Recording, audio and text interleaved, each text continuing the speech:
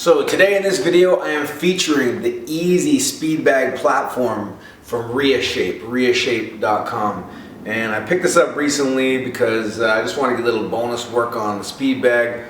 Also give you guys a tutorial, a little bit of basics on the Speedbag. When you go to most top boxing gyms, they're going to have their Speedbag and Speedbag platform set up. This works for me to get a little bit of bonus work because one of the gyms I go to, the ceiling is too high, so they haven't bothered to set up, and the walls are pretty much glass windows, so they haven't set up a Speedbag. Another gym that I go to on the regular, the swivel is broken, so either I've got to fix it or I've got to wait for somebody to fix it. And another gym I go to, the platform, the height adjustment is loose, so after you hit it for a little bit, it starts to drop down. So this thing is really solid. You're going to see, I'm going to set it up and hook it up in my doorway, and you can pretty much fit it in any doorway. I live in a unit where the doorways are thin and very unaccommodating, and still I was able to set this up no problem, pretty solid. But to get more information on this easy Speedbag platform, I'm going to leave some links in the video description below. RheaShape.com. You could contact Chris Rhea and talk to him about getting one of these set up for yourself. So anyways, you're going to see a little bit more on it. If you have any questions, just leave questions in the comments below. I'm going to go through a basic tutorial on the Speedbag because a lot of you guys have been asking for this for a while. So I'm going to give you a tutorial on what I know about the Speedbag. I'm going to teach the Speedbag the way I would just teach any boxer or anybody who's new to the gym. Just sort of my standard approach to teaching the Speedbag. Alright, so let's get started. So in my opinion, the main thing that you are training with the Speedbag when it relates to boxing is when you punch, your arm has to fire, your elbow has to extend to throw that punch. Even with a hook, you will often extend a bit unless your hand is already out there. So with the Speedbag, you are training the firing of the muscle fibers that release the hand and then relax and bring it back. Because in order to hit this multiple times, I have to fire and then relax quick and fire and relax quick. So you're training the sort of the muscular or neural firing and relaxation and being able to do that repetitively so that when you're punching, you can throw fast, that your muscles are able to fire and relax. Of course, you're training hand-eye coordination, you're training rhythm and timing. You're also training shoulder and arm endurance as well, because if you're there for a while, you're going to feel tired and your body's going to adapt to that. So there are a whole bunch of things going on with the Speedbag. The thing about the Speedbag is that technically if you get good at it, you could do it with your eyes closed. So it's not even entirely hand-eye coordination, although it is. A lot of it is rhythm and being able to sense and feel the rhythm. And the other thing again is the Speedbag rhythm isn't always the rhythm you want to adopt in your boxing. So just because you're training rhythm doesn't mean that this is the best rhythm or this is the only rhythm. It's just one aspect of it. So the Speedbag is really good in many ways, but also has a number of limitations in terms of what it can do for your boxing. The other thing about the Speedbag, which is important to note, is that in any good boxing punch, your shoulder is going to come forward. You will bring your shoulder through on that punch.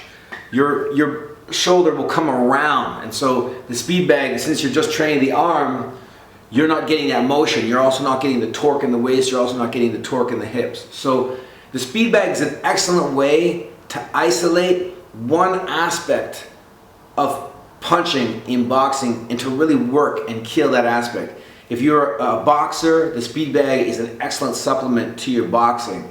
However, the Speedbag alone isn't going to make you a great boxer. So it's part and parcel of everything that you're doing. So the first thing when teaching the Speedbag is that the person has to get their distance and their timing right. Now generally you're going to hit, the way I work it is I hit with this top corner of my hand right here, this sort of firm spot. But I think if you hit the Speedbag enough, you're going to find the exact spot, because if you're hitting off, the Speedbag is going to start to go all over. So you will start to find a good spot.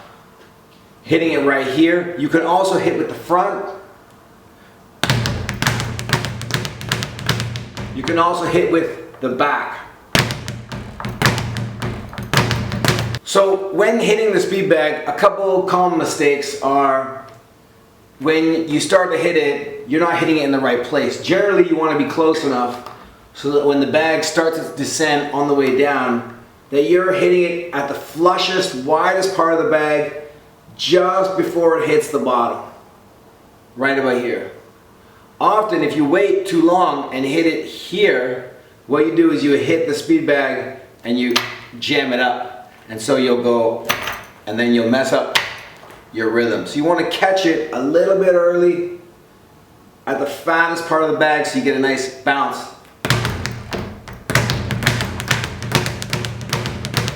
So you get a nice bounce off the bag. And that again is going to come from practice and feel. Once you start hitting the bag enough, you're going to discover that exact timing. You can also get a little closer and be sooner.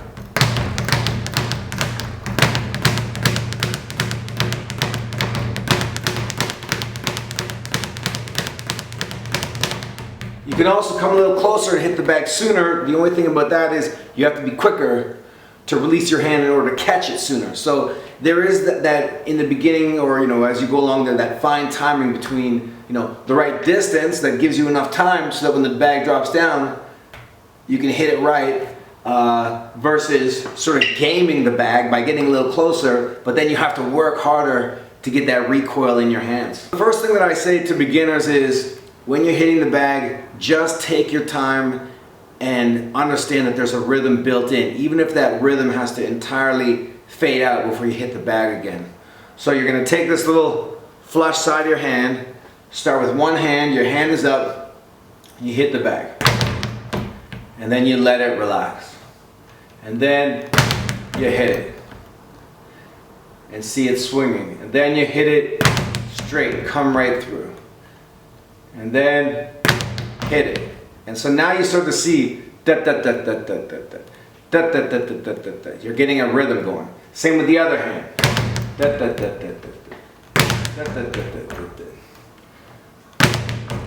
Now as you're going with that, eventually you're getting comfortable. You want to try to beat it before it has too many swivels back and forth. So then you want to try to catch it on the double rhythm. Hit. Hit. Hit.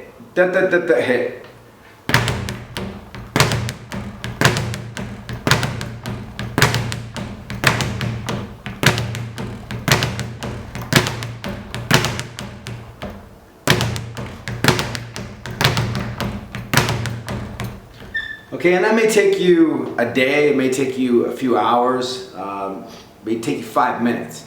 But what you want to do is sort of cut that rhythm from your basic hit to hitting it one revolution sooner. Hit. Hit. Hit. First you're going to start with one hand, and then you want to eventually switch hands and switch back.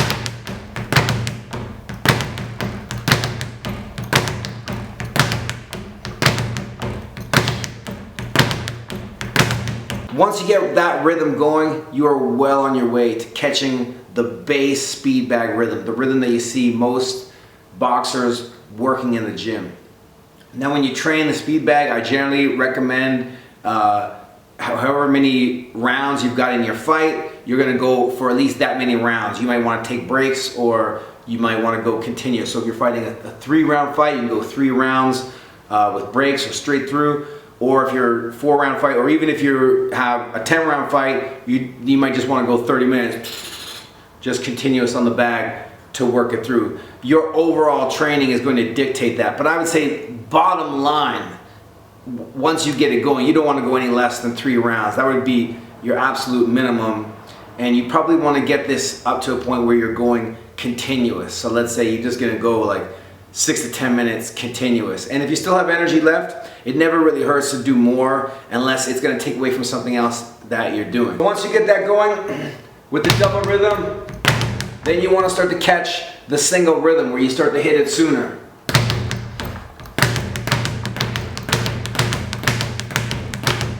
See, I'm catching it sooner.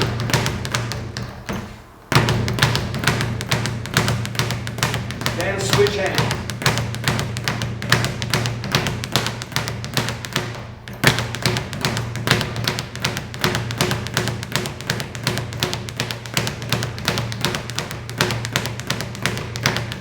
So once you get it going, you want to be able to switch hands alternating on a single beat. So it looks like this.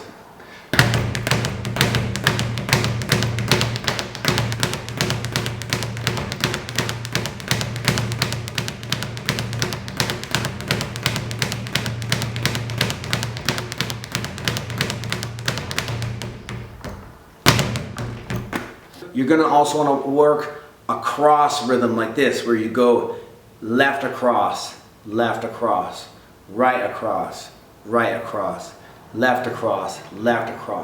right across, right across. And it looks like this here. Right, right, left, left.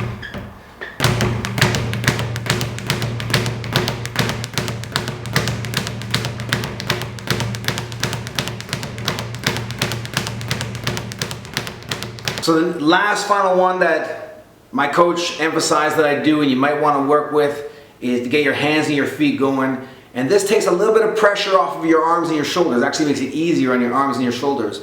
But it's a lot of work on your legs. Is to skip rope or to sort of rock back and forth while you're working the bag. And that's going to allow you to get your hands and your feet working together almost like in a drill and in a rhythm. So I'm not going to show you the feet because it's very simple. Just imagine you're skipping rope or hopping over a thin line of chalk, hopping back and forth, basically a pendulum step.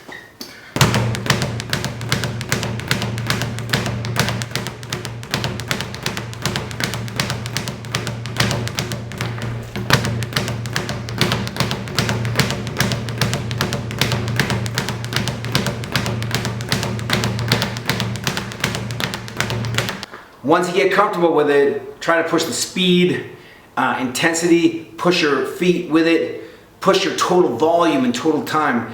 And as well, there are a lot of great tutorials online. There's sort of a subculture of people, the speed baggers, and they do a lot of cool stuff.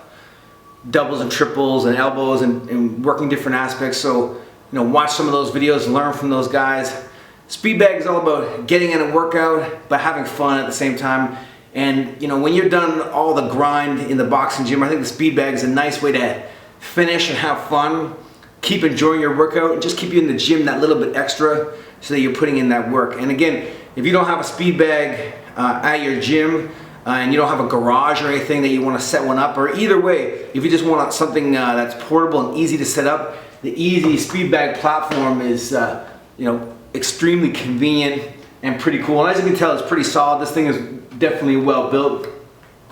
And it comes with a speed bag. This is my own 5x8 inch bag that I put on here, but it comes with a speed bag, so you can hook that up. Or if you get, if you're gonna get your own speed bag, I would recommend even getting a mini, like a 4x6.